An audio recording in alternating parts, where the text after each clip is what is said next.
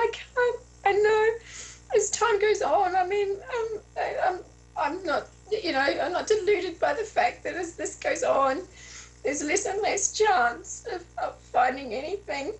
But just because there is no finality to it, I can't give up.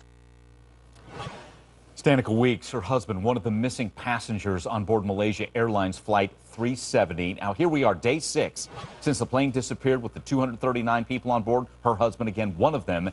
And it's got to be like an eternity for her and the others, the loved ones who are waiting. By the way, we're going to have more of her interview with CNN's Piers Morgan coming up in just a moment. First, though, we want to get you updated with the latest. The search area for that missing plane is now at more than 35,000 square miles, and the White House just announced the search area may expand into the Indian Ocean. Since investigators are stumped, more theories are popping up, more dead ends as well. Here's another theory. The Wall Street Journal floating this out there as a new idea about what may have happened. They say data transmissions from the plane's engines show it may have flown for 4 hours after its last confirmed contact. Those engines, by the way, manufactured by Rolls-Royce, hence that reference again. Now, that could put it in anywhere inside this circle here. You can see it from China to Australia. That's the large area that we're dealing with, it seems, with every theory. But Malaysian authorities say that's completely wrong. The plane sent the last transmissions at 1:07 a.m.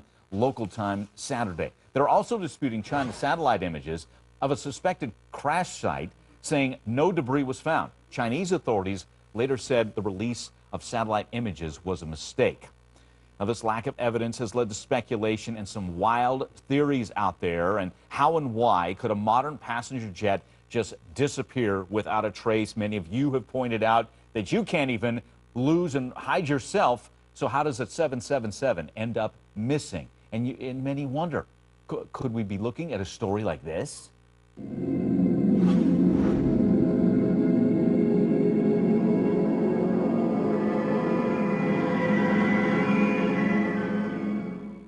Many coming with that theory that we're looking at a real-life lost situation. Here's some posts from Facebook. MA says, dare I say, a Bermuda Triangle of sorts? This from Brian on Facebook. Maybe they hit a wormhole in space, some kind of space-time continuum. Steven saying, kidnapped by aliens. But others are pointing fingers at terrorists, even foreign governments. Jeremy posting this, hijackers turned off the transponder and landed it somewhere, and they are waiting for the right time to go viral. Angie posting this on Facebook. Malaysian military sees UFO on radar, thinks it's coming to attack, and shoots it down. One more from Marianne on Facebook.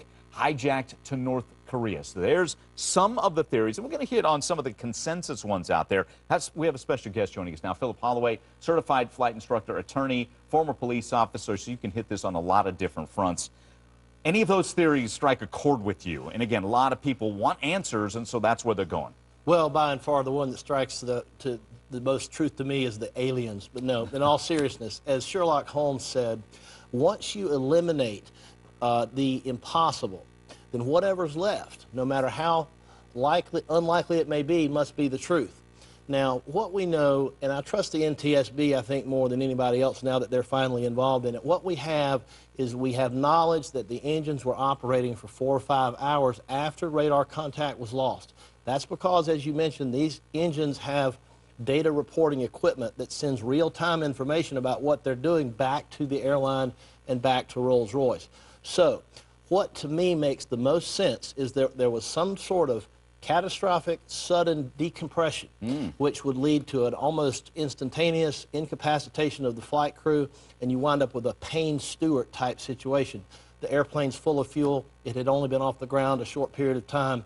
We don't know yet what the autopilot settings may or may not have been, but you could have this aircraft literally meandering around for hours and hours and hours until it runs out of fuel and crashes somewhere, possibly in the Indian Ocean, even within that circle that was just mentioned. Got it. And that is one of the theories. As we look at some of the bigger picture theories here, and we're going to kind of focus in on 4 of them, that's one of them, uncontrolled decompression there in the cabin. You mentioned golfer Payne Stewart. You might remember that story. The golfer was on a flight, all the cabin pressure left, and basically you die quickly, right? And then everyone was on that, and it was just a sad situation, but it was a floating coffin, right, or a flying coffin. Well, it's minus 60 degrees outside, and they're basically, everybody's frozen to death pretty quickly.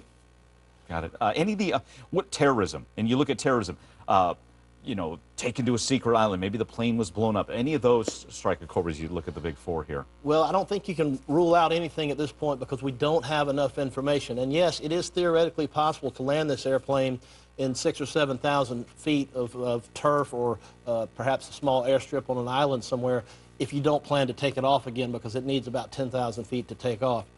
But if that had happened, one would think that we would have heard something by now from whoever's responsible. You can't rule out any nefarious commandeering, however. I think that's a possibility. Got it. Philip, thanks so much. So it sounds like to you, of the four, the uncontrolled decompression in the cabin could be the one here. All right, and we started with the families. Let's get back to that. Of those on board, the exhaustion, the frustration taking their toll. Remember, these airline passengers are someone's mother, father, brother, sister, daughter, son. Danica Weeks is trying to keep it together for her 2 young sons. Now, her husband is one of the many missing passengers from this flight, 370, and she told our colleague, Piers Morgan, that she's clinging to hope. And the last thing her husband said to her and what he told her to give their boys. Listen to this. Look, we had a car accident on December 30th, and so I'm just glad we got to talk about these things and our plans should something happen to us, because we were afraid, you know. After that, we sort of had a reality check that that one of us could go, or both of us, and he obviously, on a mine site, he can't take his ring. Well, he can't wear it on the mine site. So he said to me, just as he was leaving, he said, "I'm going to leave my wedding ring here. It's no use me leaving it in my room on site. So I'm going to leave my wedding ring and my watch. And should anything happen to me, I want the ring to go to the first son that's married, and the watch to the second." And I said something to him like, "Don't be stupid. Just come back and I'll give it back to you, and you can give it to them." So I've got it here, and I'm praying that I can give that back to him.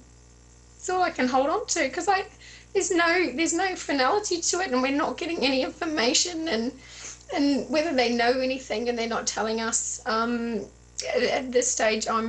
It's just blank waiting and praying. Your heart just goes out to her as she is prayerful and hopeful, trying to remain faithful, but also listening to those words from her husband, who she tried to discount. But now those words are haunting, to say the least. Again, Philip, thank you so much.